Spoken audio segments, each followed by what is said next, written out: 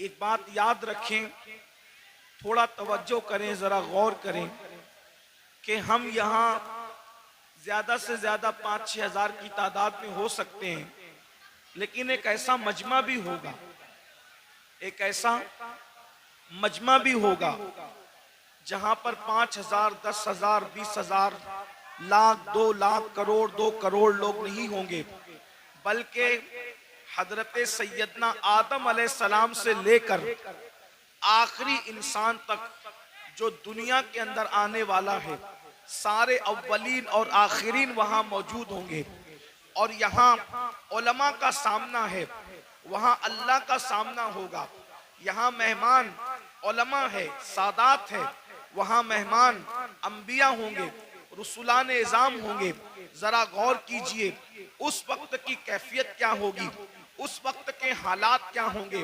दरअसल आज हमें इस बात की कोशिश करना है कि वो सही अकायद जो आखिरत से मुताल्लिक हैं अपनी कौम तक हम पहुंचाएं, इसलिए कि लोग आखिरत को भूल चुके हैं, लोग आखिरत को फरामोश कर चुके हैं।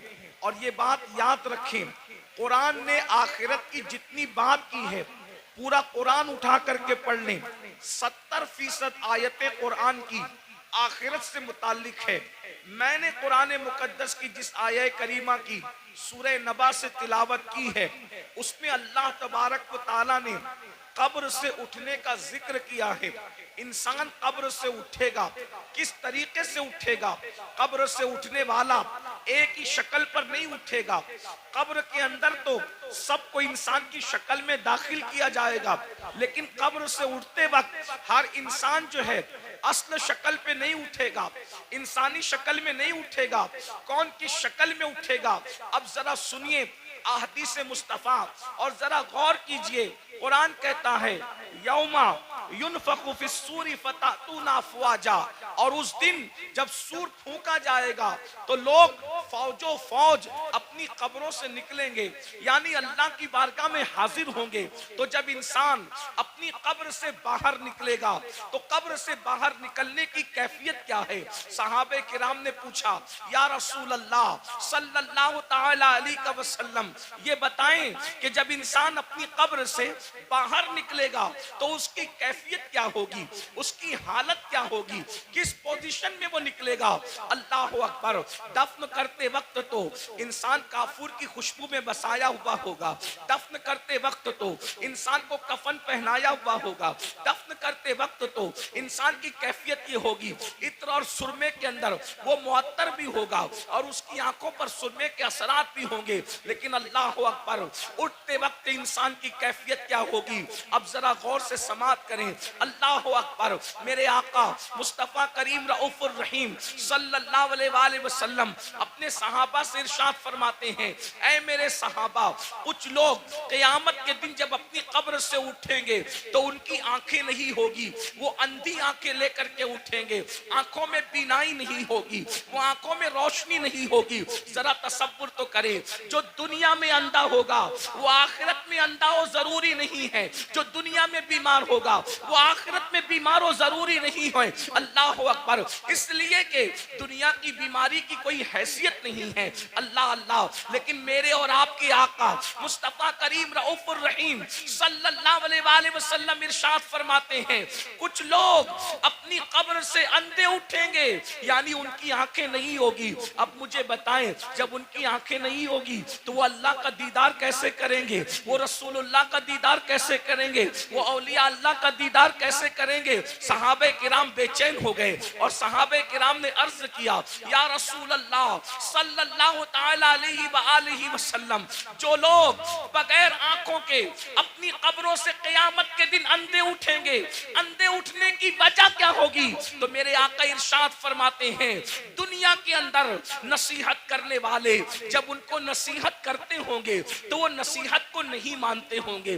दुनिया के अंदर जब उनको अल्लाह से डराया जाता होगा तो वो अल्लाह से डरते नहीं होंगे।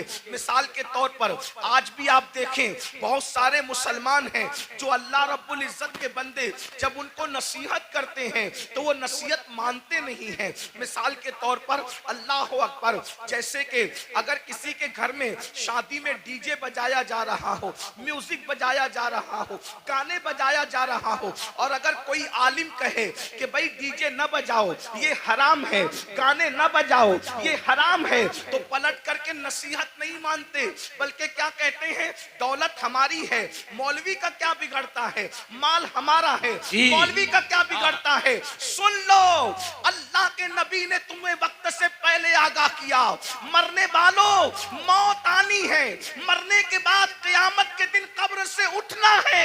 अगर तुम नसीहत नहीं मानते और दौलत के नशे में, गुरूर और घमंड के अंदर डूब करके खुदा की नसीहत को पीठ के पीछे डालते हो तो क़यामत के दिन अंधे उठने के लिए तैयार हो जाओ। सुन लो, दौलत के गुरूर और घमंड में खुदा की नसीहतों को फरामोश करने वालों, यहाँ किसी की आंखें अंधी होगी कोई रास्ता पकड़ करके चला देगा, यहाँ किसी की आंखें अंधी होगी कोई सहारा दे करके पार लगा देगा, यहाँ किसी की आंखें अंधी होगी कोई ना कोई मदद के लिए आ जाएगा। मगर क़यामत के दिन अल्लाह की नसीहतें न मानने की बुनियाद पर जब तुम्हें अल्लाह अंधा उठाएगा, न वहां लाठी होगी, न कोई सहारा होगा, न कोई मददगार होगा। अंदाजा फरमाए, क़यामत के दिन दफन होने के बाद अपनी अपनी कब्रों से उठना है। बोलो नसीहत मानते हैं लोग? आजकल बहुत से लोग नसीहत नहीं मानते। और एक बात बताऊं, नसीहत मानना ये भी ईमान की अलामतों में से एक अलामत है। नसीहत मानना ईमान की निशानियों में से एक निशानी है। कुरान कहता है वदक्किर फ़इन्न ज़िक्रा तनफ़उल मुमिनीन, कि नसीहत करो कि नसीहत मोमिनीन को फायदा देती है। पता चला जो नसीहत कबूल करते हैं वो मोमिन लोग हैं, और जो नसीहत कबूल नहीं करते वो अपने बारे में खुद सोचें कि वो क्या है। इसलिए नसीहत कबूल करो। आज नसीहत कबूल नहीं की जाती। अगर किसी मुसलमान को कहो भाई चेहरे से दाढ़ी मुंडाना ये यहूदियों का तरीका है, चेहरे से दाढ़ी मुंडाना ये मुशरिकीन का तरीका है, चेहरे से दाढ़ी मुंडाना ये अल्लाह रसूल के दुश्मनों का तरीका है, तो आज का मुसलमान कहता है अरे मौलाना अगर मैं दाढ़ी रखूंगा तो कैसा लगूंगा, मेरी बीवी पता नहीं इजाजत देगी कि नहीं देगी। मैं पूछना चाहता हूं मेरे भाई, बीवी से प्यार जरूर करो लेकिन बीवी शरीक हयात है, शरीक ममात नहीं है। जैसे ही रूह का रिश्ता जिस्म से टूट जाएगा ये बीवी कब्र में नहीं आएगी, अल्लाह अकबर, लेकिन खुदा के अजाब में गिरफ्तार कर दिए जाओगे। तो पहली चीज अल्लाह के सच्चे रसूल सादिक व मसदूक मुस्तफ़ा करीम रऊफुर रहीम सल्लल्लाहु अलैहि वसल्लम फरमाते हैं जो नसीहत नहीं मानते, जो हक को कबूल नहीं करते, वो क़यामत के दिन अंधे उठाए जाएंगे। यहाँ एक बात का और इजाफा कर दूं, बहुत सी चीजों में नसीहत की जाती है, हराम काम न करो, बिदात न करो, खुराफात न करो, जराइम न करो, गुनाह न करो, बद मजहब गुस्ताख रसूल से दोस्ती न करो, उनसे रिश्तेदारी न करो, बहुत सी चीजें कही जाती हैं, लेकिन हमारी कौम नसीहत मानने के लिए तैयार नहीं है। फिर मेरे आका मुस्तफ़ा जान रहमत सल्लल्लाहु अलैहि वसल्लम इरशाद फरमाते हैं दूसरा गिरोह जब कब्र से निकलेगा तो उनकी कैफियत क्या होगी। आका इरशाद फरमाते हैं जब दूसरा ग्रुप, चूंकि कुरान कहता है फतअतूना अफवाजा, फौज फौज निकलेंगे लोग, यानी कब्रों से गिरोह दर गिरोह निकलेंगे। तो पहले ग्रुप का जिक्र आपने सुन लिया, अब दूसरे ग्रुप का जिक्र सुने। जो दूसरा ग्रुप कब्रों से निकलेगा उनकी कैफियत क्या होगी। दूसरे ग्रुप की कैफियत ये होगी, मेरे और तुम्हारे आका सच्चे रसूल सादिक व मसदूक मुस्तफ़ा जान रहमत सल्लल्लाहु अलैहि वसल्लम फरमाते हैं लोग कब्रों से निकलेंगे तो ऐसे निकलेंगे जैसे उन पर किसी ने जादू कर दिया हो। हालांकि उस दिन कौन किस पे जादू करेगा? जैसे जादू जिस पे किया जाता है तो उसका चेहरा कैसे बेरौनक होता है, सूना सूना होता है, उसके चेहरे पर जो है हसासियत नहीं होती, उसका चेहरा जो है अल्लाह अकबर खूबसूरत नहीं लगता। बल्कि सिर्फ समझाने के लिए कह रहा हूं, चेहरा मनहूस सा लगता है, डरावना सा लगता है। आका फरमाते हैं कुछ लोग अपनी कब्रों से उठेंगे, मफहूम के तौर पे अर्ज कर रहा हूं, तो ऐसा लगेगा कि जैसे उन पे किसी ने जादू किया, हालांकि किसी ने जादू नहीं किया होगा। ऐसा लगेगा जैसे इसको किसी आसेब ने छू लिया, लेकिन उसको आसेब ने नहीं छुआ होगा। अल्लाह अकबर। आका इरशाद फरमाते हैं उनके पेट मटकों की तरह बड़े बड़े होंगे, कुछ के पेट कमरों की तरह बड़े बड़े होंगे। कुछ लोगों का हाल ये होगा वो उठकर खड़े रहने की कोशिश करेंगे तो गिर गिर जाएंगे। अल्लाह अकबर। उनके पैर छोटे होंगे, उनके हाथ छोटे होंगे और उनके पेट मटकों की तरह और कमरों की तरह बड़े बड़े होंगे। वो चलना चाहेंगे तो गिर जाएंगे। अल्लाह अकबर। सहाबे किराम ने अर्ज किया या रसूल अल्लाह सल्लल्लाहु अलैहि वसल्लम, वो कौन लोग होंगे जिनकी हालत ये होगी? ऐसा लगेगा कि वो नशे में है, मगर वो नशे में नहीं होंगे। ऐसा लगेगा वो जादू किए हुए हैं, हालांकि उन पे जादू नहीं होगा। ऐसा लगेगा कि वो आसेब ज़दा हैं, हालांकि वो आसेब में नहीं होंगे। उनके पेट कमरों की तरह, उनमें सांप और बिच्छू होंगे। साहबे किराम ने पूछा तो आका फरमाते हैं जिन लोगों ने दुनिया में सूद खाया होगा, जिन लोगों ने दुनिया में सूद के धंधे किए होंगे, वो इस हालत में उठेंगे कि वो चल नहीं सकेंगे। अल्लाह अकबर। वो चल नहीं सकेंगे। उनकी कैफियत ये होगी जैसे जानवरों को हाँक करके जंगल में चरवाहा लेकर के जाता है, वैसे जलील करके फरिश्ते उनको जानवरों की तरह हाँकते हुए मैदान महशर में लाएंगे। अल्लाह अकबर। जरा तसव्वुर तो करो, जरा गौर तो करो, उस दिन की जिल्लत क्या जिल्लत होगी, उस दिन की रुसवाई क्या रुसवाई होगी। आज इजी मनी के चक्कर में, शॉर्ट टाइम के अंदर तरक्की करने के चक्कर में इंसान ना हलाल देख रहा है ना हराम देख रहा है। मेरी कौम के जवानों, दौलत तो नचनियों को भी मिल जाती है, दौलत तो जिस्म बेचने वालों को भी मिल जाती है, दौलत तो चोरी करने वालों को भी मिल जाती है। अरे दौलत ही सब कुछ नहीं है, दौलत एक दिन खत्म होने वाली है, दुनिया एक दिन खत्म होने वाली है। यहां से लेकर क्या जाओगे? अरे हलाल कमाया हुआ जब साथ नहीं ले जाओगे तो हराम कमाया हुआ क्या साथ लेकर के जाओगे? जरा सोचो तो सही, जरा तसव्वुर तो करो। ये कोई मुकर्रिर नहीं कह रहा है, ये कोई जलसे का नाजिम नहीं कह रहा है, ये कोई मामूली इंसान नहीं कह रहा है, ये तुम्हारे और मेरे नबी फरमा रहे हैं। अल्लाह अकबर।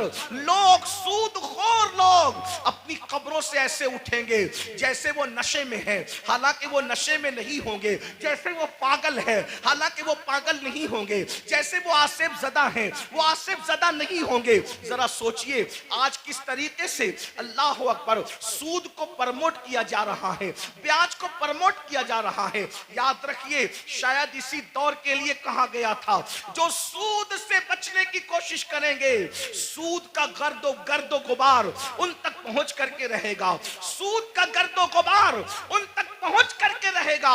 आज ऐसा तो नहीं कि हम उसी दौर में जिंदगी गुजार रहे हैं। अल्लाह अकबर। सूद लेन देन मुस्लिम आबादियों में इतना बढ़ चुका है कि लोगों को ख्याल ही नहीं रहता कि हम हराम कमा रहे हैं। एक बात मुझे याद आई, आगे बढ़ने से पहले इस हदीस को मैं आगे बढ़ाऊं उससे पहले बीच में एक रिवायत याद आई। मेरे भाइयों जरा सोचो, जरा गौर करो। आपने अब तक ये सुना होगा, आपने अब तक ये सुना होगा जब कोई बंदा हज के लिए जाए और सफर हज में मर जाए। अल्लाह अकबर। सफर हज में मरने वाले की शान क्या है? सफर हज में मरने वाले की शान क्या है? नंबर एक, जो हज करता है वो गुनाहों से ऐसे पाक हो जाता है जैसे अभी माँ के पेट से पैदा हुआ।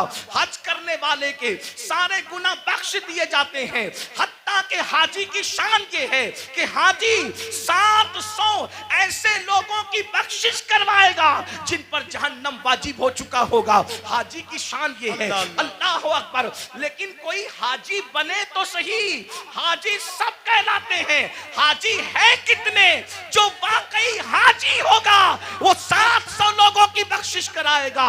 हाजी का टाइटल पाना आसान है, हाजी बन जाना आसान नहीं है। अल्लाह अकबर। सुनो सुनो, गौर से सुनो, अल्लाह के बंदो तवज्जो से सुनो। अल्लाह अकबर। हज करने वाले की मगफिरत हो जाती है, हज करने वाले की बख्शिश हो जाती है। हज करने वाला 700 लोगों की शफाअत करेगा, वो शफी बनेगा, उसकी शफाअत कबूल की जाएगी। अल्लाह अकबर। और अगर कोई खुशनसीब सफर हज में मर जाए, सफर हज में मर जाए, तो जब तक दुनिया कायम रहेगी, जब तक चांद सूरज निकलते रहेंगे, जब तक अरफात के मैदान में हज होता रहेगा, जो सफर हज में मर गया, कयामत तक हर साल अल्लाह उसको हज करने का सवाब अता फरमाएगा।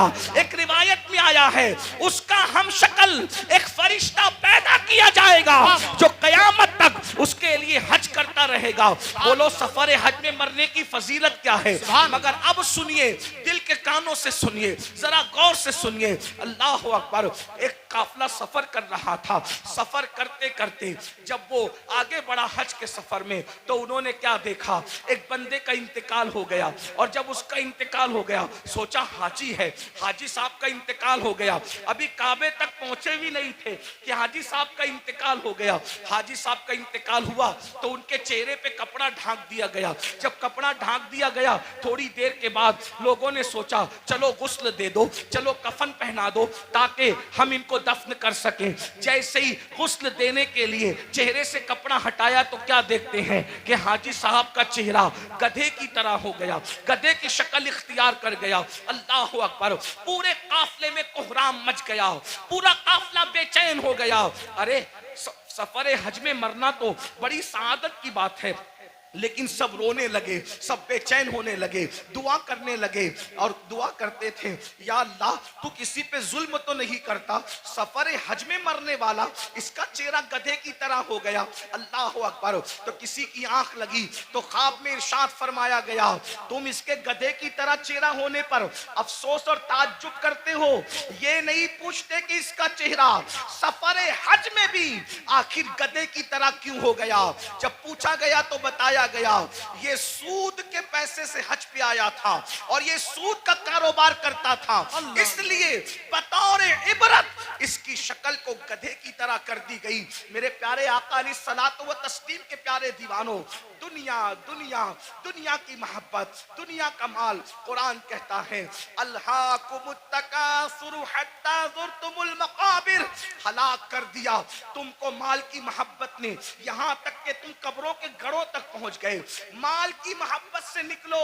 माल कमाना बुरा नहीं है, लेकिन माल की मोहब्बत में मजहब व मसलक का सौदा करना बुरा है, आखिरत को फरोख्त करना बुरा है। याद रखिए, ये दुनिया है। एक बात मैं आपसे कहता हूं, आप बहुत अच्छे से सुन रहे हैं, 99% लोग अच्छे से सुन रहे हैं। 1% लोग अगर गड़बड़ कर रहे हैं, ये मैं उनके ईमान और अकीदे पे छोड़ता हूं, क्योंकि कुछ लोग ऐसे होते हैं जो अपने वजूद के होने की गवाही में चिल्लम चाट करते हैं, उन्हें करने दीजिए। मेरी तवज्जो 1% लोगों की तरफ नहीं, मेरी तवज्जो उन 99% खुशनसीबों की तरफ है जो अपनी आखिरत को बेहतर बनाने के लिए यहाँ बैठे हैं, जो अल्लाह की रजा के लिए यहाँ बैठे हैं। 1% लोगों में, चाहे जमीन पे बैठे लोग हों, चाहे मिंबर पे बैठे लोग हों, जो गड़बड़ करे उनको करने दीजिए। आप सुनिए, अब उस 1% में से भी 50% उसमें से भी इधर आ गए हैं और माशाल्लाह सब सुन रहे हैं। आधा % उसमें से अब लोग अगर कुछ हैं उनको करने दे वो जो कर रहे हैं, लेकिन गौर से सुनिए। एक बात आपसे कहता हूं, हम झूठ बोल के माल कमा लें, हम सूद के जरिए माल कमा लें, हम चोरी के जरिए माल कमा लें, किसी जरिए माल कमा लें, थोड़ा जरा गौर कीजिए। अगर हम पीवर हलाल के जरिए भी माल कमाएं, तो मुझे बताइए माल किससे वफा करता है? जो हमसे वफा करेगा।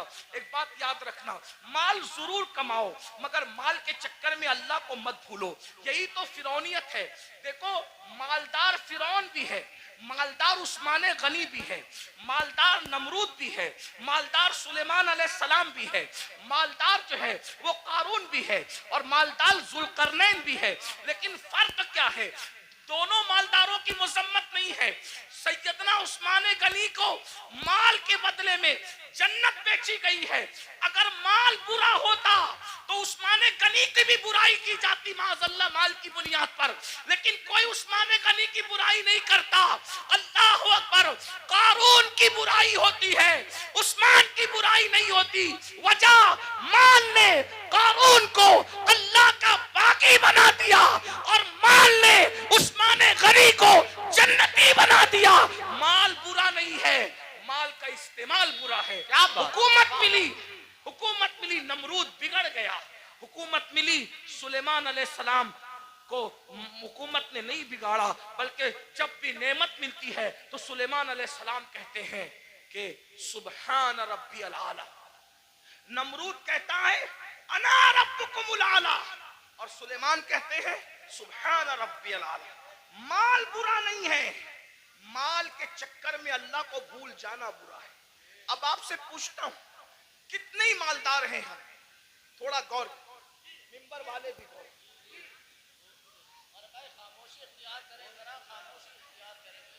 माल सबको अल्लाह ने दिया, आपको भी दिया, और जिनको नहीं मिला मैं दुआ करता हूं अल्लाह उन सबको अता करे, आमीन आमीन।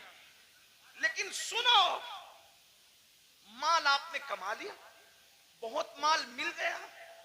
माल मिलने के बाद आपको अल्लाह न करे, 1000 बार न करे, डॉक्टर ने कह दिया कि ये सीरियस है। कितने भी बीमार हैं आप, अल्लाह न करे, अल्लाह आपको कभी बीमार न करे, सबको सेहत दे, लेकिन एक ग्राउंड रियलिटी होती है ना कि बीमार तो आदमी ने पड़ना ही है। बड़े से बड़ा आलिम हो, खतीब हो, सैयद साहब हो, पीर साहब हो, डॉक्टर साहब हो, इंजीनियर साहब हो, बीमार तो पड़ना ही है। डॉक्टर ने कहा ये सीरियस है, इनका मामला जो है थोड़ा सा नाजुक है। आप मुझे बताएं, आपने 5 करोड़, 10 करोड़, 20 करोड़ का बंगला बनाया, लेकिन जैसे ही डॉक्टर ने कहा सीरियस है, बोलो कि आप बंगले में रहेंगे? थोड़ा तसव्वुर कीजिए। देखिए, जलसे जो है दीनी जलसे, वो भीड़ इकट्ठा करने के लिए नहीं होती। भीड़ आती हम इसलिए खुश होते हैं कि जितने ज्यादा लोग तक पैगाम पहुंचेगा उतना ज्यादा फायदा है, लेकिन भीड़ इकट्ठा करने के लिए सियासी जलसे होते, मजहबी नहीं होते। इतना याद रखें। हम 22,000 पर खुश होने वाले लोग नहीं हैं, हमें तो 72 वफादार चाहिए। सुभान अल्लाह सुभान अल्लाह। करबला में एक तरफ 22,000 गुंडे थे और एक तरफ 72 वफादार। सुभान अल्लाह सुभान। 22,000 का नाम नहीं मिलता, तवज्जो, 22,000 का नाम नहीं मिलता और 72 का नाम मिटता नहीं। उनका नाम मिलता नहीं, इनका नाम मिटता नहीं। वजह कि वो 22,000 होकर भी मुखलिस नहीं थे और ये 72 होकर भी अल्लाह के वफादार और मुखलिस बंदे। सुभान अल्लाह सुभान अल्लाह। इसलिए ध्यान से सुनो, गौर से। 5 करोड़ का बंगला 10 करोड़ बनाओ, हम मना नहीं करते। हमारा तसव्वुफ तो कादरी तसव्वुफ है, अच्छा खाओ, अच्छा पहनो, अच्छे अमल करो, हम मना नहीं करते। हम दकियानुसी फिक्र के लोग नहीं हैं। हम लोग ऐसा नहीं कहते कि जो जितना धार्मिक होगा वो उतना शादियों से दूर होगा ना। मजहबी बनकर, बल्कि मजहबी बनने का ढोंग रचाकर शादी ना करना और फिर सफेद दाढ़ी होने के बाद रेप केस में जेल में पड़े रहना, ये कौन सी मजहबियत है? ये कौन सी मजहबियत? हमारा मजहब तो ये, जब मजहब की जान मोहम्मदुर रसूलुल्लाह निकाह करते हैं तो निकाह करना ये मजहब के खिलाफ नहीं है, बल्कि निकाह करना ये तो मजहब का हिस्सा है। अपना मजहब इतना अजीम मजहब है, इंजॉय के सारे रास्ते बताता है, बस ये कहता है हराम न करना। जैसे तवज्जो करें, दूसरे लोगों का हाल, दूसरों से मुराद कोई टारगेट पे नहीं है, लेकिन आप ढूंढे गूगल पे वो दूसरे कौन है, थोड़ा आप भी अपनी जिम्मेदारी निभाएं। ऐसा नहीं कि इंटरनेट पर सिर्फ फिल्में ही देखें, इंटरनेट पे जरा ऐसे लोगों को भी तो सर्च करो जिनको लोग ढूंढ रहे हैं। कुछ लोग कहते हैं मजहबी हैं इसलिए सैर नहीं कर सकते, घूम फिर नहीं सकते। मैंने वो कहा वो किसी का फरसूदा मजहब होगा जिसमें सैर नहीं कर सकते। मेरा मजहब कहता है सीरू फिल अर्द, जमीन की सैर करो, बल्कि सैर भी हमारे यहाँ सुन्नत है। क्यों? इसलिए कि जब हमारा नबी सैर करता है, तवज्जो, हमारा नबी सैर करता है, और कैसी सैर, जिसकी सैर को कुरान यूं बयान करता है, सुब्हानल्लज़ी असरा बिअब्दिही लैलन मिनल मस्जिदिल हराम इलल मस्जिदिल अक्सा अल्लज़ी बारकना हौलहू लिनुरियहू मिन आयातिना इन्नहू हुवस समीउल बसीर। अल्लाहु अकबर। जब नबी ने सैर की है तो उम्मती सैर क्यों ना करे? लेकिन सैर बता दी गई जी। जब सैर करने जाओ तो पाप न करो। क्या बात, वाह वाह वाह वाह वाह, बहुत अच्छा हजरत। सैर करने जाओ तो शराब न पियो। सुभान अल्लाह। सैर करने जाओ तो औरतों पर पाप की नजरें न डालो। आहा। हम भी सैर करते हैं, रसूलुल्लाह ने भी सैर की। जब हुजूर पहुंचे मस्जिद अक्सा तो अल्लाह ने उनकी मेहमानी की। माशाअल्लाह। हुजूर के सामने दो चीजें आई, अलग अलग रिवायत है, मौके की मुनासिबत से दो चीजें पढ़ रहा हूं, तीन का भी जिक्र है। हुजूर के सामने दो चीजें आई, शराब भी रखा गया, दूध भी रखा गया। तवज्जो, जी। सैर है, सैर में अल्लाह की तरफ से बतौर इम्तिहान शराब भी रखा गया, दूध भी रखा गया। दोनों में से जो चाहो पियो। इसलिए कि आदमी जब सैर के लिए निकलता है तो अपनी मौज में होता है। आदमी जब हुजूर के लिए नहीं कह रहा हूं, मैं जनरल बात कर रहा हूं, सैर के लिए निकलता है अपनी कैफियत में होता है, सैर के लिए निकलता है अपने अंदाज में होता है। सैर में अच्छे अच्छों को पहचान सकते हो कि कौन कितना मुत्तकी है। आम सफर में पहचान में आ जाते हैं तो सैर में तो और पहचान में आते हैं। जब हुजूर के सामने रखा गया दूध और शराब, हुजूर ने शराब नहीं पिया, हुजूर ने दूध पिया। हुजूर ने दूध पिया। जिब्रील ने कहा हुजूर आपने अच्छा किया, शराब नहीं पिया। अगर शराब पी लेते तो आपकी पूरी उम्मत गुमराह हो जाती। उस सैर में नबी ने शराब नहीं पिया, दूध पिया। बता दिया मेरे उम्मतियों, हम सैर के लिए निकले, शराब छोड़कर दूध पिया। तुम भी निकलना, शराब को हाथ मत लगाना, दूध पियो तो जायज है, शराब पीने की इजाजत नहीं है। हुजूर ने नारे तकबीर, नारे रिसालत, मसलके आला हजरत, जामिया अरबिया मदीनतुल उलूम, जश्ने दस्तार बंदी। वाह वाह वाह, सुभान। सैर करने के लिए गोवा जाओ, मना नहीं है। समुंदर देखना, दाएं बाएं नहीं देखना। ये भी हमारे नबी की सैर में। हुजूर जा रहे थे मस्जिद अक्सा, हुजूर जा रहे थे मस्जिद अक्सा। एक ने कहा मेरी तरफ देखें। मैं बतौर मफहूम पेश कर रहा हूं, उलमा जान रहे मैं कहां से पढ़ रहा हूं। मेरी तरफ देखें, हुजूर ने नहीं देखा। दूसरे ने कहा मेरी तरफ देखें, हुजूर ने नहीं देखा। तीसरे ने कहा मेरी तरफ देखें, नहीं देखा।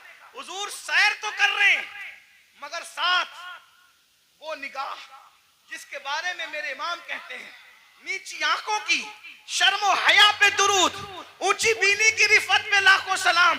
अल्लाह अकबर। तालीम उम्मत के लिए सैर भी हो रही है, नजर नहीं भटक रही है, नजर अपने मकसद पे लगी हुई है। जब मस्जिद अक्सा पहुंचे और जिब्रील ने कहा या रसूलल्लाह आपने अच्छा किया, आपने उस बुढ़ी को नहीं देखा, उस बुढ़िया को नहीं देखा। वो बुढ़िया जानते हैं जो बन सवर का सच सवर के आई थी कौन थी? आपने नहीं देखा ना उस बुढ़ी को? हुजूर ने मैं नहीं देखा। अब वो कौन थी? कौन थी? वो दुनिया थी। दुनिया दुनिया बुढ़ी हो गई है, बन सवर कर आई है बुढ़ी, आपने नहीं देखा। अगर आप उसकी तरफ मुतवज्जे होते, अगर आप उसकी तरफ मुतवज्जे होते तो आपकी उम्मत दुनियादार हो जाती। फिर किसी ने कहा मेरी तरफ देखें, वो यहूदियों का दाई था, अगर आप उसकी तरफ देखते आपकी उम्मत यहूदी हो जाती। वो ईसाइयों का दाई था जिसने मुतवज्जे किया, आप उसकी तरफ मुतवज्जे होते आपकी उम्मत ईसाई हो जाती। वो मजूसियों का दाई था, आप उसकी तरफ मुतवज्जे होते आपकी उम्मत आतिश परस्त हो जाती। लेकिन आपने किसी की तरफ नहीं देखा। तो भाइयों, हमारे मजहब में सैर करना मना नहीं है, बल्कि सैर के दरमियान जो हराम काम करते हो वो मना है। गाने सुनते हो वो मना है, हराम काम करते हो वो मना है। इस्लाम कहता है एंजॉय करो, हराम काम मत। मैं बार बार इस पे कह चुका हूं, उस्मान गनी मालदार है, अपने माल की बुनियाद पे 2 बार जन्नत खरीदी। और हजरत उस्मान ने ऐसी जन्नत खरीदी कि अल्लाह के रसूल ने यहां तक कह दिया, आज के बाद उस्मान कुछ भी कर ले वो जन्नत ही में दाखिल होगा। अल्लाह अल्लाह सुभान अल्लाह सुभान। ये माल की बरकत है। तो माल अगर मस्जिद में दो सुभान अल्लाह, मदरसे में दो सुभान अल्लाह, माँ बाप पे खर्च करो सुभान अल्लाह, भाई बहनों पे खर्च करो सुभान अल्लाह, गरीब यतीम मिस्किनों पे खर्च करो सुभान अल्लाह। लेकिन अगर माल की वजह से अल्लाह को भूल जाओ, फिरौनी सोच हो, नमरूदी सोच हो, कारूनी सोच हो।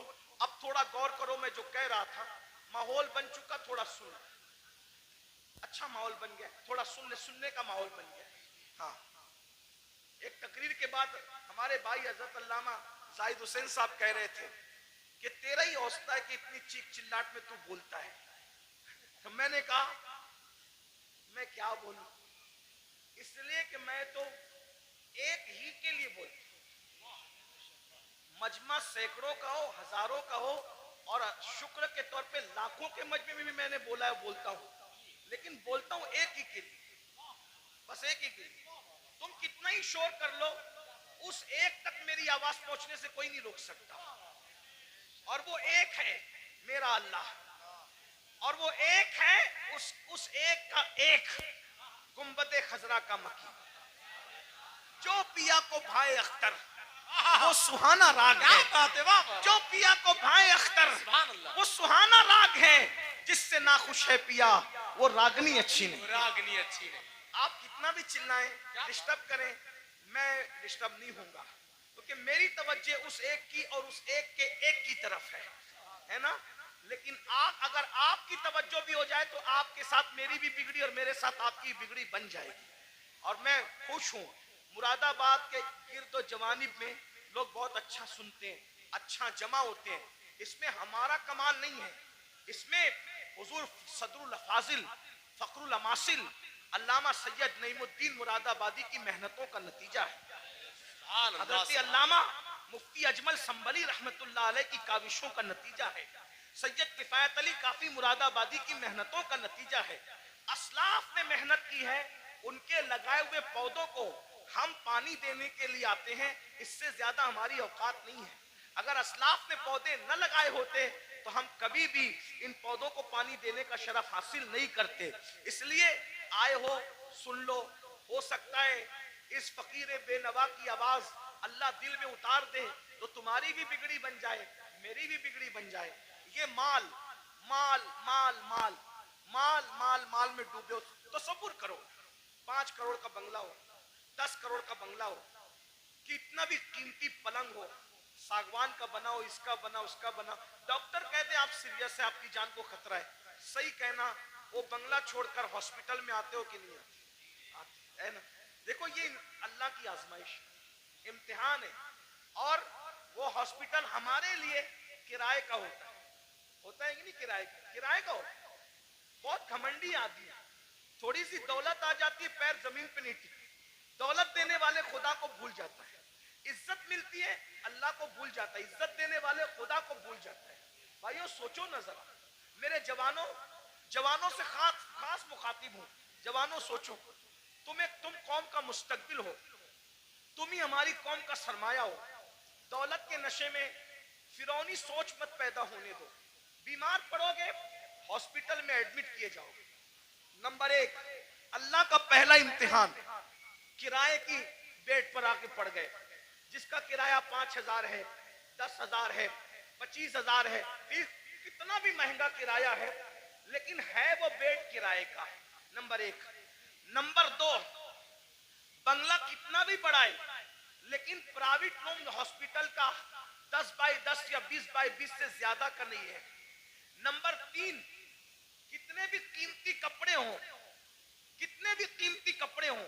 सारे कीमती कपड़े उतार लिए जाते हैं और हॉस्पिटल के मामूली से सस्ते कपड़े पहना दिए जाते हैं।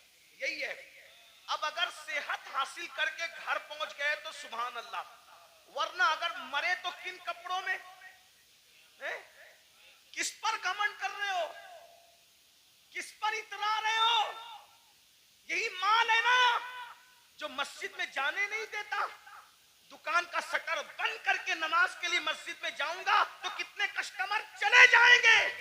जालिम सोच, ये माल की हैसियत, माल से बड़ा बेवफा कोई है, माल से बड़ा गद्दार कोई है, और तू इस माल से दिल लगाया जो माल ने बीमारी में भी तेरे काम ना आया।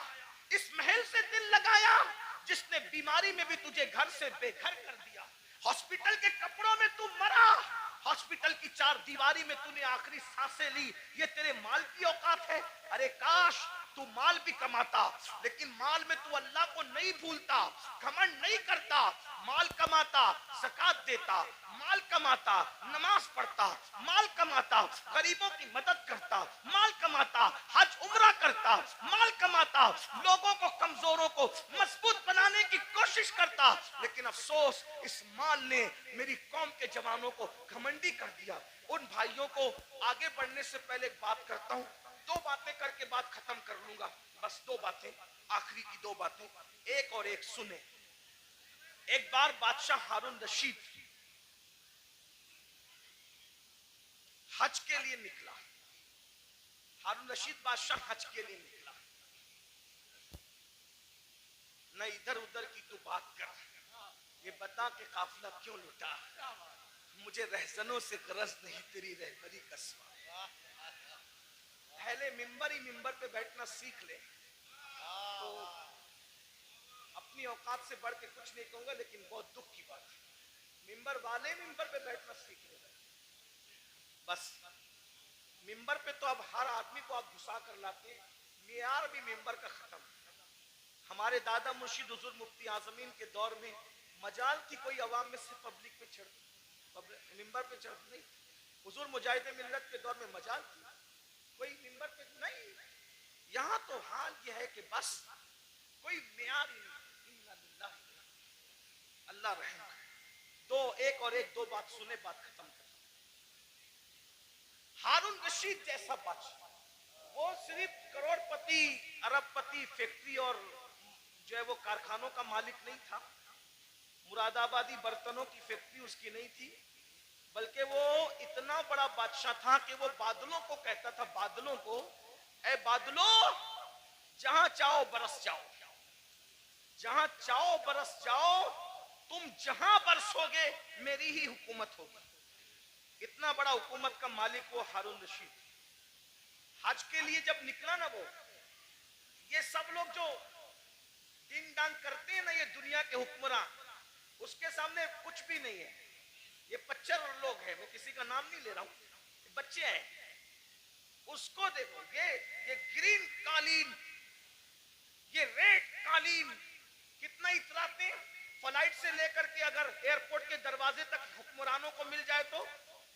हारून रशीद, गौर कीजिए, तारीख है, तारीख, कितना मालदार होगा वो बादशाह कि बगदाद से जब हज को चला है तो बगदाद शरीफ से लेके मक्का शरीफ तक उसके लिए कालीन बिछाया गया। गौर करें, इतना मालदार आपके मुरादाबाद में, अपने इंडिया में कोई नहीं होगा। इंडिया में क्या, सऊदी में भी कोई नहीं होगा, बर्तानिया और अमेरिका में भी कोई नहीं होगा। आप घमंड मत कीजिए, हमसे मालदार लोग गुजर चुके। उसका हज कितना कर्रो फर वाला था, कितना कर्रो फर वाला था। मैं अभी आपको बहुत करंट लगने वाली गुफ्तगू करूंगा। हारून रशीद की बेअदबी नहीं कर रहा हूं, लेकिन इबरत के लिए बता रहा हूं, तवज्जो करना। इतना बड़ा कर्रो फर वाला आदमी मक्के शरीफ तक कालीन बिछा उसके लिए कि कहीं बादशाह का पैर जमीन पे न पड़े। रास्ते में उसको मिल गया अहलुल बैत का दीवाना, जिसे दुनिया कहती है बहलूल दाना। वो दीवाना मिला बहलूल। ओ बहलूल ने कहा, ओ हारून किधर जा रहा है? तो दीवाना ही था। सब लोग उसको खलीफा, बादशाह, अड़गम दड़गम कहते थे, लेकिन दीवाने लोग किसी को खातिर में नहीं लाते, और जो खातिर में लाते वो दीवाने नहीं होते हैं। याद रखना, जो खातिर में लाते वो दीवाने नहीं होते, जो दीवाने होते किसी को खातिर। भाई तू वजीर होगा अपने घर का, मैं तो दीवाना हूं। तू बादशाह होगा अपने घर का, मैं तो दीवाना हूं। मेरे भाई, दुनिया का दीवाना किसी को खातिर में नहीं लाता, तुम कैसे आशिके रसूल हो कि तुम लोगों को खातिर में लाने लगे हो? इश्क की एक्टिंग तो नहीं कर रहे हो? जो आशिक होगा दौलत को भी खातिर में नहीं लाता, दौलतमंदों को भी नहीं लाता, बादशाही को भी नहीं लाता, बादशाहों को भी नहीं लाता। उसके नजदीक कोई कुछ नहीं है, उसके नजदीक सिर्फ महबूब महबूब है, बस महबूब महबूब है। हमें महबूब से प्यार ही कितना है भाइयों। बहरहाल दूर ना निकले बात। ओ हारून किधर जा रहा है? बादशाह को छेड़ा उसने, बहलूल ने। हारून ने कहा हज को जा रहा हूं। अच्छा, लोगों का खून पी के हज को जा रहा है?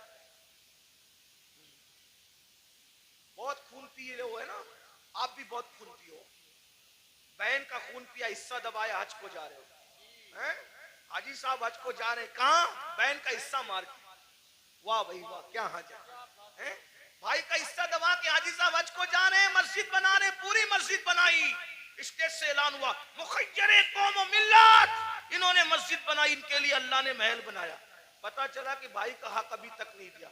मस्जिद बनाना फर्ज न था, भाई का हिस्सा देना फर्ज था, है ना? हर साल हज करना फर्ज न था, बहन का हिस्सा देना फर्ज था। दबा रहे हो, खूब दबा रहे हो, दबा लो, खून चूस रहे हो। खून पीने वालों, ओ लोगों का खून पीने वालों, खून पी रहे हो खून।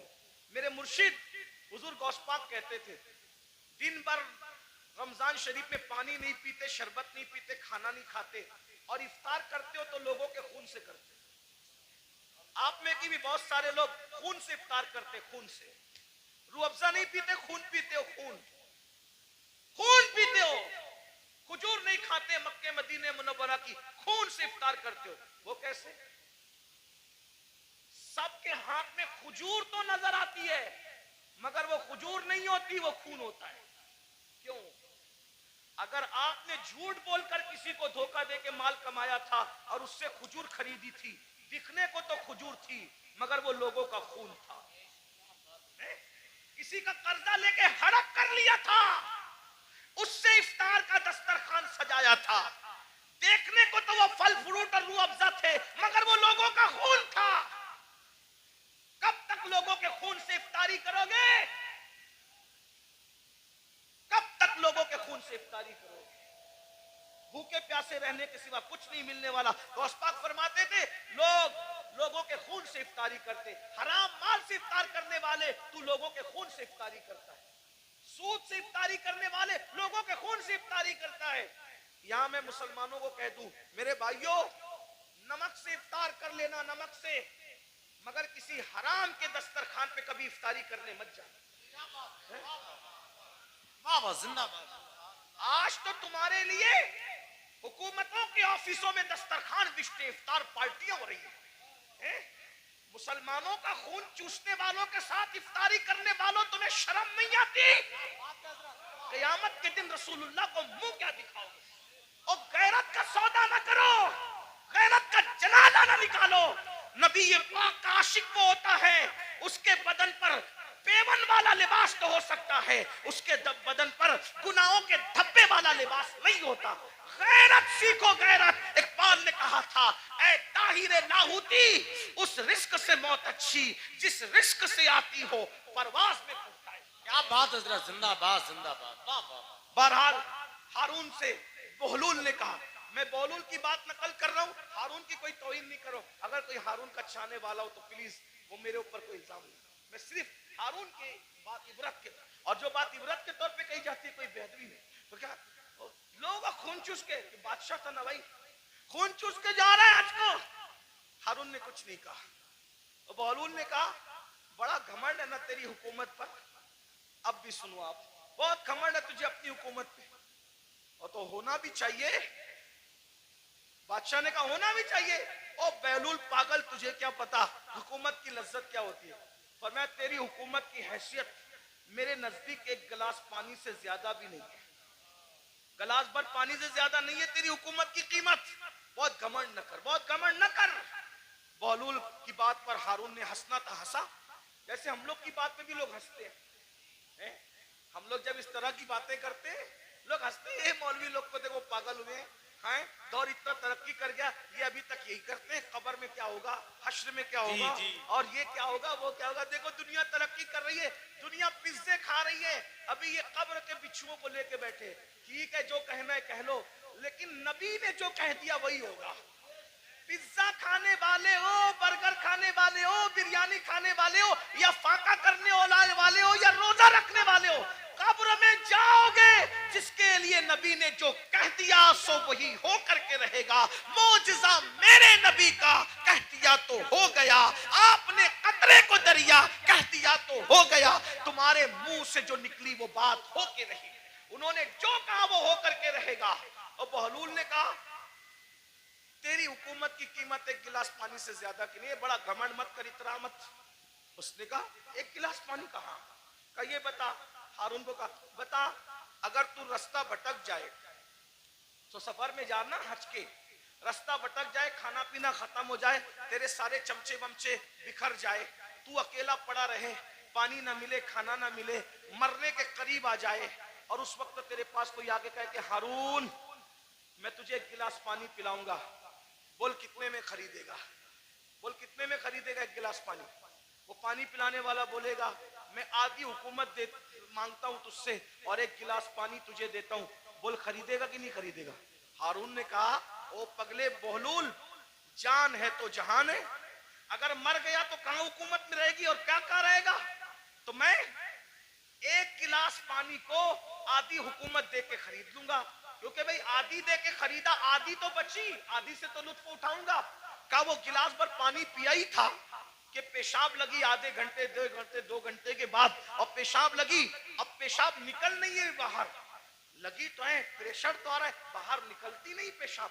ऐसे में कोई आकर कहे मैं ऐसा नुस्खा जानता हूं, अगर वो चुटकी तुझे खिला दूं तो अभी पेशाब हो, लेकिन वो नुस्खा जो चुटकी भर खिला करके तुझे पेशाब करवाना है, आधी हुकूमत देगा तो मैं वो नुस्खा तुझे दूंगा, वरना नहीं दूंगा। बोल पेशाब करने के लिए वो आधी हुकूमत दे के नुस्खा लेगा कि नहीं लेगा। कब बिल्कुल लूंगा, क्योंकि जान है तो जान है, इसलिए कि हुकूमत ना रहेगी जिंदगी तो रहेगी। तो कहा अल्लाह से डर, जिस हुकूमत की कीमत एक गिलास पानी नहीं, उसको तू इतना चाहता है कि अल्लाह को भूल गया है। बताओ हारून रशीद की कब्र पर कितने लोग जाते हैं फातिहा करने, कितने लोग हारून रशीद के नाम पे न्यास करते हैं, हारून रशीद के नाम पे कितने लोग जलसा करते हैं, कितने लोग जुलूस करते हैं, वो है, कितने लोग उसकी मुरीदी का ऐलान करते हैं। बादशाह था, बादशाह, इतना बड़ा बादशाह कि बादलों को कहता था जहां जाओगे जा करके बरस जाओ, मेरी हुकूमत होगी। लेकिन ना नाम है, ना अल्लाह ऊपर कोई दुआ करने वाला है, ना कोई नाम लेने वाला है, ना कोई तारीफ करने वाला है। अल्लाह ऊपर फिर कह रहा हूं, तौहीन के तौर पे नहीं, इबरत के तौर पे कह रहा हूं, है कोई उसके नाम का जलसा जुलूस करने वाला? नहीं नहीं नहीं। बताओ जब इतने बड़े बादशाह का कोई नाम लेवा नहीं है, जबकि उसकी जिंदगी में कुछ तकवा भी नजर आता है, लेकिन अल्लाह अकबर, उस मर्द कलंदर को देखो जो मदीने मुनव्वरा से एक लिबास पहन कर आया था और पूरी जिंदगी उस पे गुजार दिया और 90 लाख को ईमान की दौलत अता कर दी।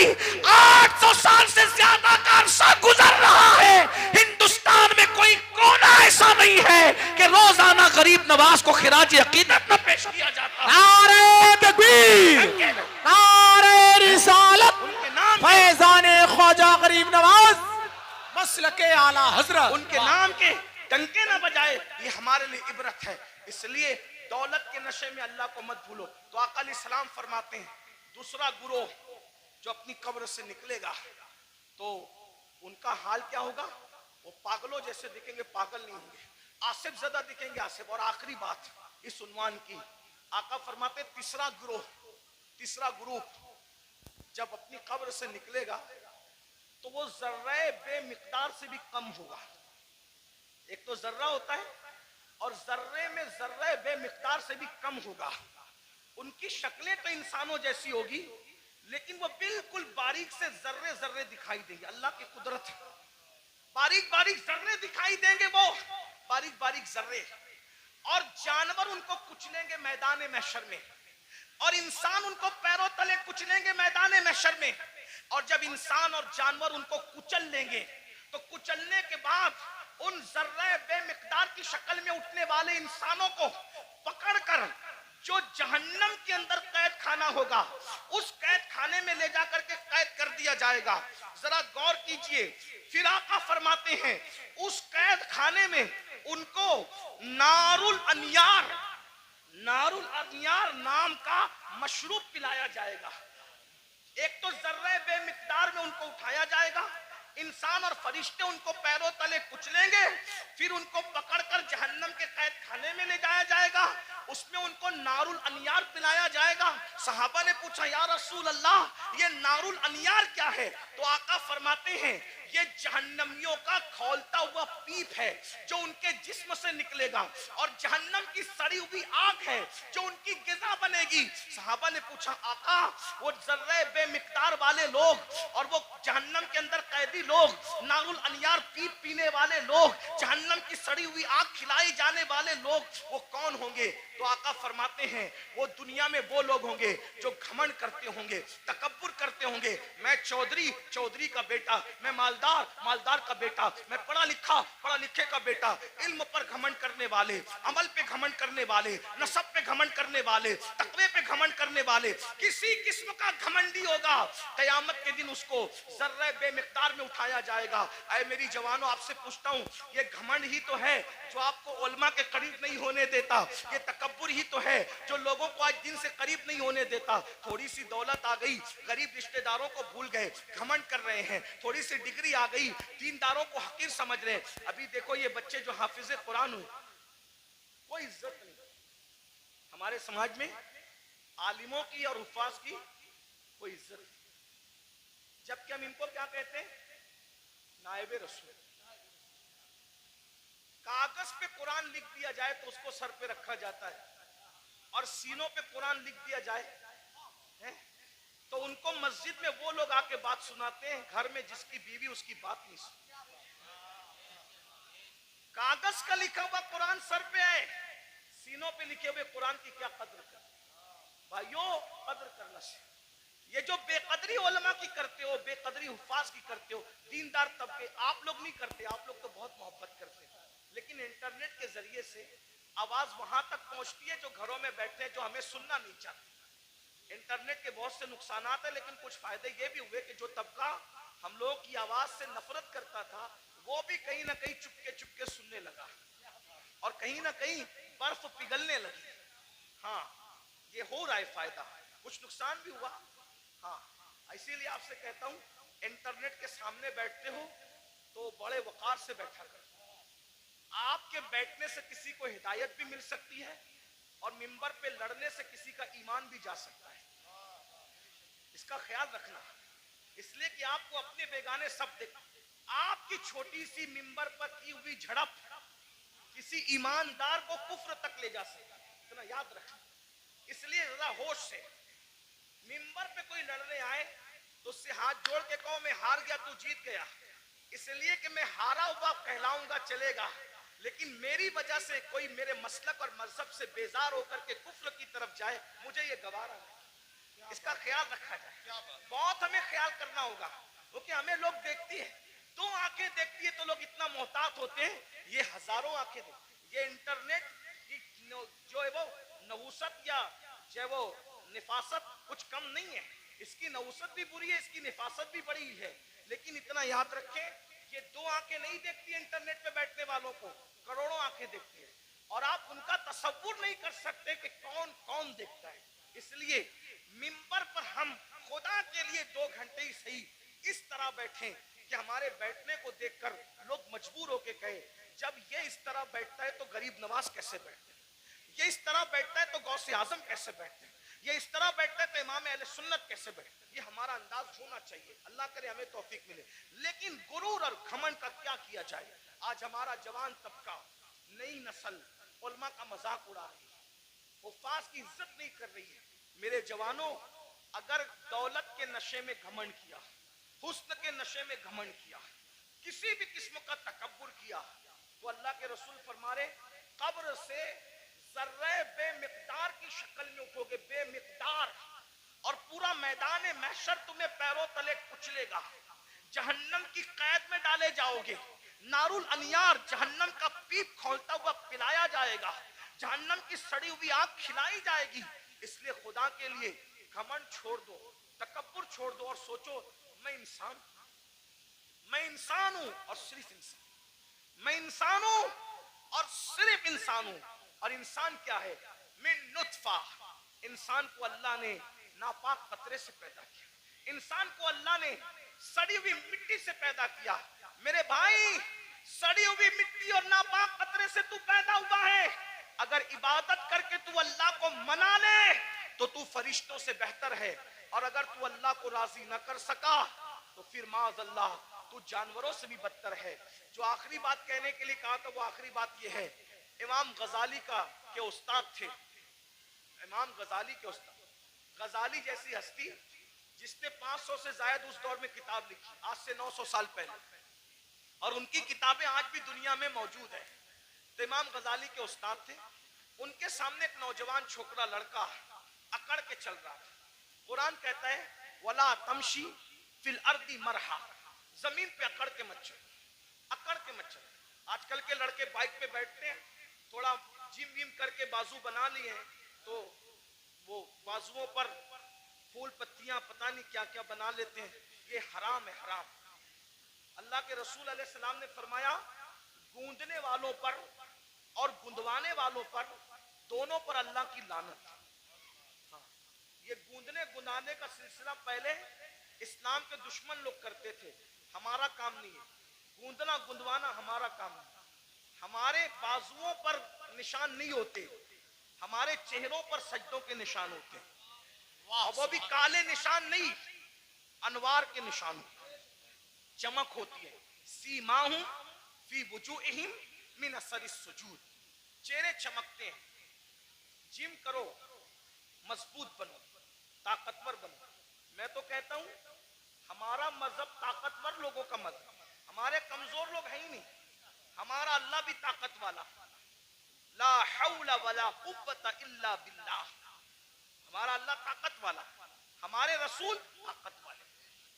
एक शख्स ने मुझसे ट्रेन में कहा कि मेरे फौला ने हिमालय उठाया। मैंने कहा अच्छी बात है, लेकिन मैं मुतासिर नहीं। क्यों? मैंने कहा मेरे नबी ने सिर्फ हिमालय नहीं, पूरी कायनात का बार उठा रखा है। और मेरे इमाम कहते हैं जिसको बारे दो आलम की परवाह नहीं, ऐसे बाजू की कुव्वत पे लाखों सलाम। अंदाजा कर उनकी उंगली के इशारे का। जबल अबू कुबैस पे खड़े होकर इशारा करते हैं तो चांद टुकड़े हो जाता है। जिसके इशारे की इतनी कुव्वत है, उसकी उंगली की कितनी कुव्वत होगी? उंगली की इतनी कुव्वत है तो पंजों में कितनी कुव्वत होगी? और जब पंजों में इतनी कुव्वत है तो बाजुओं में कितनी कुव्वत होगी? और जब बाजू की कुव्वत ये है तो सीने में कितनी कुव्वत होगी?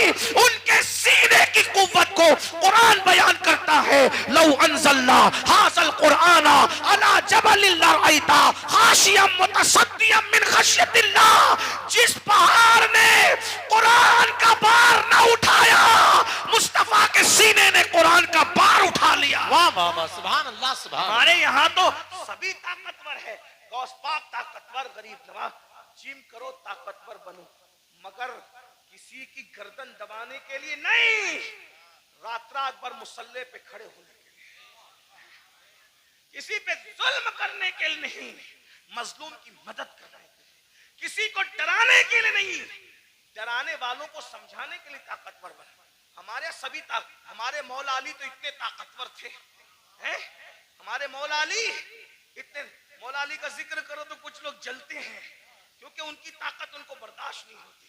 हमारे मौला अली बहुत ताकतवर थे, हमारे मौला अली बहुत ताकतवर, हमारे मौला अली बहुत ताकतवर थे। अल्हम्दुलिल्लाह हमारे सिद्दीक भी बहुत ताकतवर, अफसरुल बशर बादल अंबिया भी ताकी। हमारे सिद्दीक अकबर भी इतने ताकतवर थे, जब बदर में रसूलुल्लाह की कोई हिफाजत के लिए ना आया तो सिद्दीक अकबर ने कहा मैं हुजूर को पहरा दूंगा, अल्लाह की अमानत की हिफाजत मैं करूंगा। सिद्दीक ताकतवर, फारूक आजम ताकत, उस्मान गनी, मौला अली सब ताकत। और मौला अली कैसे ताकतवर, सुन लो, गौर से सुनो। एक दिन मौला अली की ढाल गिरा दी, क्या गिरा दी? बात समझ में आ रही? क्या गिराई? ढाल। ढाल किसको कहते हैं? अब तो सीरियल देख के आप लोग हमसे ज्यादा समझ गए कि ढाल, पहले समझाना पड़ता था, अभी नहीं, अब सबको पता है ढाल क्या है, तलवार क्या है, और मैमना क्या है, मसरा क्या है, कल्ब क्या है, मुकद्दमतुल जैश क्या है, सब सीख लिया है। चलो कुछ तो सीखा, हमसे ना सीखा, किसी से तो सीखा, लेकिन बहरहाल ढाल, ढाल समझते हैं ना, जिसपे वार रोका जाता है। मरहब ने मेरे मौला की ढाल पे वार किया और ढाल दो टुकड़े कर दी। मेरे मौला को आया गुस्सा, और तूने मेरी ढाल काटी और ढाल तोड़ी, अब मैं तुझे सजा क्या देता हूं? मेरी ढाल काट के ये ना समझना कि मैं पलट कर जाऊंगा, क्योंकि अली कहते ही उसको है जो पलट कर न जाए। अली का नाम था हैदरे कर्रार, पलट कर भागने वाला नहीं, पलट पलट कर हमला करने वाला। अब अली अगर सिपर लेने के लिए, ढाल लेने के लिए पलट कर जाता तो दुश्मन कहता अरे कभी तो पलट कर भागे थे, लेकिन अली ने कहा पलट कर नहीं जाऊंगा, बल्कि मौला ने कहा तूने मेरी ढाल तोड़ी, अब मैं किसको ढाल बनाता हूं देख। आगे बढ़े और खैबर का दरवाजा उखाड़ कर अली ने उसी को ढाल बना लिया और उसी को लेके जंग करते रहे, करते रहे, करते रहे, और जब उसको उठा करके फेंका है तो अली का फेंका हुआ दरवाजा 70 लोग मिलकर भी अपनी जगह से उठा न सके। नारे तकबीर, नारे रिसालत, नारे हैदरी। कभी दीवार हिलती है, हजरत, कभी दर कांप जाता है, अली का नाम सुनकर अब भी खैबर। हम अली वाले हैं, लेकिन वो अली वाले हैं जो सिद्दीक को अफजलुल बशर मानते हैं। वाह वाह सुभान। हम वो अली वाले हैं जो फारूक आजम को आदिलों का सरदार मानते हैं। हम वो अली वाले हैं जो उस्मान को एक नूर वाला नहीं बल्कि 2 नूर वाला जुन्नूरैन मानते हैं। हाँ, हम वो अली वाले, बहुत अच्छा, अल्हम्दुलिल्लाह। सुभान और वही सच्चे अली वाले हैं जो अली को भी मानते हैं और मौला अली की भी मानते हैं। तो आखिरी बात जो कहने चला था, क्या वो नौजवान पहलवान था, बाजू मोटे मोटे थे, घमंड में इतरा के चल रहा था। अल्लाह को इतरा के चलना पसंद नहीं, इतरा के चल रहा था। इमाम गजाली के उस्ताद ने कहा ए लड़के, इतरा कर घमंड से मत चल। उसने पलट कर नसीहत नहीं मानी और हजरत को कहा आप मुझे जानते हैं मैं कौन हूं? आप मुझे जानते हैं मैं कौन हूं? इमाम गजाली के उस्ताद ने कहा बेटा अच्छी तरह जानता हूं कौन है। कहा कौन हूं मैं? फरमाया तेरी इब्तिदा पानी का नापाक कतरा है और तेरी इंतहा कब्र की सड़ी हुई मिट्टी है, इससे ज्यादा तेरी कोई औकात नहीं है। बस मेरी भी गुजारिश यही है, हम पानी के नापाक कतरे से पैदा हुए, इतना नापाक, इतना नापाक, इतना नापाक, ज़बान हया इजाजत नहीं देती कितना नापाक, लेकिन एक जुमला हया के पर्दे में सुन ले, इतना नापाक है कि बाहर निकल आए तो गुस्ल फर्ज कर दे, इतना नापाक। और कब्र की वो सड़ी हुई मिट्टी जिसमें कीड़े मकोड़े हैं, ये हमारा हाल है। अगर अल्लाह नाराज है तो ये हाल है, और अगर अल्लाह को मना लिया तो फिर कोई सड़ी हुई मिट्टी नहीं है, कोई सड़ी हुई। अगर अल्लाह को मना लिया तो मिट्टी नहीं, सड़ी हुई नहीं, बल्कि इंशाअल्लाह कफन को भी मिट्टी का धब्बा ना लग सकेगा। अगर खुदा को मना लिया, आओ आज अहद करो, शाबान का महीना चल रहा है, अल्लाह के रसूल रजब से ही तैयारी करते थे रमजान शरीफ की, नेकियों का मौसम बहार आने वाला है, बरकत वाला महीना, एक नेकी 70 के बराबर, फर्ज 70 फर्जों के बराबर, रोजा रखना, गुनाह से बचना। एक बात ये भी बता दूं, जो रमजान शरीफ में गुनाह करता है, अल्लाह के रसूल फरमाते हैं कि अल्लाह उसके 1 साल की नेकियों को बर्बाद कर देता है। रमजान शरीफ में एक गुनाह, ये कहां से मैं पढ़ रहा हूं, अल मौजमुल औसत से हदीस पढ़ रहा हूं। हाँ, जो रमजान शरीफ में एक गुनाह करे, अल्लाह उसके 1 साल की नेकियों को बर्बाद कर देता है। इसलिए रमजान शरीफ में जहां मुस्लिम अक्सरियत है, बड़ा मजा आता है। हमारे गांव में भी बड़ा मजा आता है। 80% हुजूर के गुलाम रहते हैं, मजा आता है। मुंबई में भी रमजान शरीफ का मजा आता है, मुरादाबाद संभल इधर भी रमजान शरीफ का मजा है ना। क्या बाजार सजते हैं, क्या इफ्तार लगती है, लेकिन ये बाजार बाजार है। असल रमजान शरीफ की बहार उसकी है जो गुनाह से बच जाए, इबादत करके अल्लाह को राजी कर। क्या बात है हजरत, सुभान अल्लाह। रोजा रखना, हो सके तो रमजान शरीफ में तहज्जुद, सहरी को उठती है तो तहज्जुद का एहतिमाम करना। मेरे आका फरमाते हैं जो तहज्जुद पढ़ता है, आका फरमाते हैं इंशाअल्लाह वो बेहिसाब जन्नत में दाखिल होगा। तो नहीं साल भर पढ़ सकते तो रमजान शरीफ में 2 ही रकत पढ़ लेना, ज्यादा उसके यहाँ बहुत ज्यादा की जरूरत नहीं है, वो बहुत थोड़े अमल पे राजी हो जाते हैं। सहरी में उठो जल्दी से 5 मिनट पहले उठ जाओ, वुजू करो, 2 रकत पढ़ो तहज्जुद, दोनों में 3-3 बार बोलो अल्लाह पढ़ो और अल्लाह से कहो। अल्लाह कहता है मैं पहले आसमान पे तजल्ली करता हूँ, पहले आसमान पे रात के आखिरी हिस्से में तजल्ली करता हूँ और कहता हूँ मांग क्या मांगता है, जो मांगेगा तो जो मांगते हो। लेकिन उस वक्त तो सहरी में आप क्या करते हैं, उस वक्त भी आप व्हाट्सएप, लोग उस वक्त भी ऑनलाइन रहते हैं, जरूरत के तहत रहते हो, अच्छी बात है। उस वक्त अल्लाह फरमा रहा है मांग मैं दूंगा, आप ऑनलाइन हो। इफ्तार के वक्त तो आवाज आ रही है जो मांगेगा दूंगा, आप ऑनलाइन हो। रमजान शरीफ का फायदा उठाओ, एक बार दुरूद शरीफ पढ़ो, 70 बार दुरूद का सवाब। रमजान शरीफ के लिए तैयारी अभी से तौबा करो, इस्तिगफार करो, आज से पहले जो हुआ, जो गुनाह हुए सबसे माफी मांगो, तौबा करो और नमाज के पाबंद बनो। सोच ये तय कर लो आज कौन सी तारीख है शाबान की, 4 तारीख है ना, 4 गुजरी। ये 4 क्या है पता है तुम्हें, ये 4 शाबान तुम्हारे और मेरे इमाम हैं, इमाम हुसैन की विलादत की तारीख है। सुभान अल्लाह, सुभान हैं? मौलूद हुसैन पाक का दिन गुजरा आज, मिलाद हुसैन, सैयदा के आंगन में जो दूसरा फूल खिला था, हैं? गौर कीजिए। तो आज से ये अहद कर लो कि मैं नमाज की पाबंदी करूं, लेकिन नमाज पढ़ूंगा तो किसके पीछे, जिसका अकीदा मेरे अकीदे की तरह हो उसके पीछे नमाज। यानी मैं नबी को जिंदा मानता हूं तो मुझे इमाम भी वही चाहिए जो नबी को जिंदा मानता है। मैं नबी को आलिम माकाना व मा यकुन मानता हूं तो मुझे इमाम भी वही चाहिए जो नबी को माज अल्लाह पीठ के पीछे इल्म का दाना ना दे, बल्कि नबी को वो ये माने कि ये सब चीजें तो बहुत छोटी मोटी है, जिसकी निगाह से खुदा की जात ना छुपी उसकी निगाह से कौन सा इल्म छुप सकता है। सुभान अल्लाह। और अगर बरेली के ताजदार के लहजे में कहे तो यूं कह ले कि और कोई गैब क्या तुमसे नेहा हो भला, जब ना खुदा ही छुपा तुम पे करोड़ों दुरूद। तो इमाम कौन सा चाहिए, बस ये जो आपका अकीदा वो आपके इमाम का अकीदा। बस आखिरी बात कह दूं, लोग क्या करते हैं, मैं तो नबी को जिंदा मानता हूँ, मैं तो नबी को हाजिर और नाजिर मानता हूँ, मैं तो नबी को अफजलुल रुसुल मानता हूँ, मैं तो नबी को खैरुल बशर मानता हूँ, लेकिन मैंने हर किसी के पीछे नमाज पढ़ लेना। मैंने कहा भाई जिस मुवक्किल का वकील, जिस मुवक्किल का वकील उसके खिलाफ हो उसका मुकदमा वो कैसे जीत सकता है।